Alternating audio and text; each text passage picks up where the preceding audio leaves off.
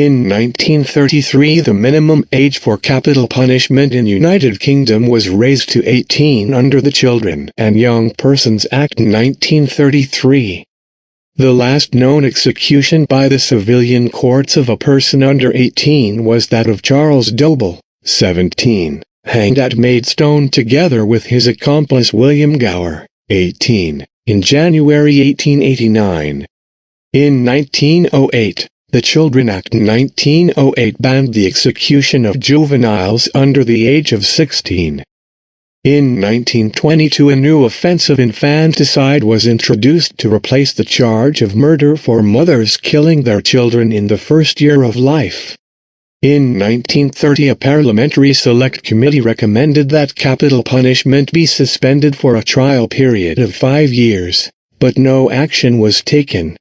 From 1931, pregnant women could no longer be hanged, although in practice since the 18th century their sentences had always been commuted. Francis Forsyth, who was 18 and 7 months old when he was executed, occupies a macabre footnote in the history of capital punishment in the United Kingdom, as the last of 21 teenagers to be hanged in England and Wales in the 20th century. At the time of Forsyth's execution, most people in Britain were in favor of capital punishment. But opposition gradually grew, and the death penalty was suspended in 1965. 4 years later, it was outlawed altogether. The final executions carried out in Britain were in August of 1964, of Gwyn Evans and Peter Allen, 2 jobless criminals who beat a man to death to steal £10. Francis Forsyth, a road worker, was with unemployed driver Norman James Flash Harris aged 23, co-alman Christopher Lewis Darby aged 20, and unemployed laborer Terence Lutt aged 17. At about 11:17 p.m. on Saturday the 25th of June 1960, on a footpath at the bottom of James Street, Hounslow, Middlesex, they set upon engineer Alan Edward John G. aged 23, who was walking home after an evening with his fiancée, Jacqueline Herbert, to whom he had become engaged the previous day. G was about 20 yards from his home when he was attacked. The gang kicked him unconscious and left him bleeding with a fractured skull. He died from a cerebral contusion 2 days later at the West Middlesex Hospital in Isleworth.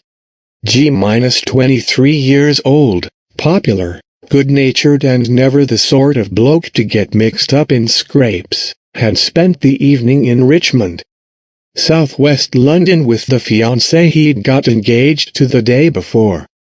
They had strolled along the river, then watched a film, before he caught a bus back to Hounslow, the drab western fringe of the capital where the city merges with the suburbs.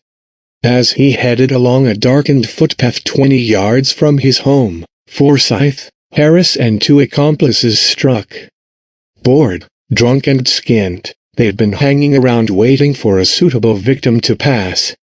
Forsyth administered the fatal blows, kicking G's head and fracturing his skull with his winkle-picker shoes, staying momentarily longer as Harris and the others scurried away. The 4 were arrested 2 days later and traces of G's blood were found on Forsyth's winkle-picker shoes and trousers. "I only kicked him twice to keep him quiet," Forsyth told the police after he had been arrested. "I didn't think I had hurt him that much. We did not want to roll anybody, but we had a few shants and I always get a bit garroty then. I wanted to go thieving, as I was skint and out of work," explained Harris, who had rifled through G's wallet, finding nothing. The murder fed the moral panic of the time. Britain had only recently emerged from the austerity imposed after World War II. Teen delinquency was front-page fodder for the tabloids, who particularly relished tales of feral young men wielding cautious, knives or knuckle-dusters. Forsyth, Harris and Lutt were convicted of capital murder.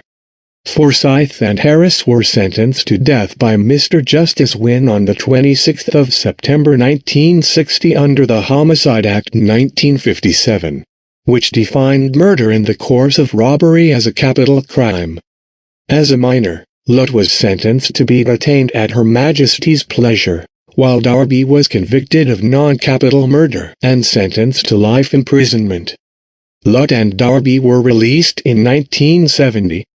On the 10th of November 1960, Francis Forsyth was executed at the age of 18, at HM Prison Wandsworth. Francis Forsyth saw his girlfriend Margaret Catlin for the last time on the 9th of November, 1960. He was 18. Margaret was 17, and pregnant with their child. They were separated by a glass screen in a bare room in Wandsworth Prison, southwest London.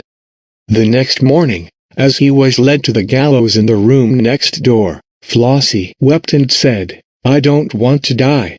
At 9 a.m., Forsyth, along with his accomplice, 23-year-old Norman Harris, labeled the Footpath Killers by the tabloids, were hanged for the murder of trainee engineer Alan G. that June. In a telegram to his girlfriend, which he received 3 hours after his execution, Forsyth told her, "Always remember, my star will watch over you both and give you the love and strength you so richly deserve, my angel, yours till eternity." Capital punishment in the United Kingdom predates the formation of the UK, having been used in Britain and Ireland from ancient times until the second half of the 20th century. The last executions in the United Kingdom were by hanging, and took place in 1964. Capital punishment for murder was suspended in 1965 and finally abolished in 1969. Although unused, the death penalty remained a legally defined punishment for certain offenses such as treason until it was completely abolished in 1998. The last person to be executed for treason was William Joyce, in 1946. In 2004, Protocol No. 13 to the European Convention on Human Rights became binding on the United Kingdom. It prohibits the restoration of the death penalty as long as the UK is a party to the convention. Thank you for watching Death Row.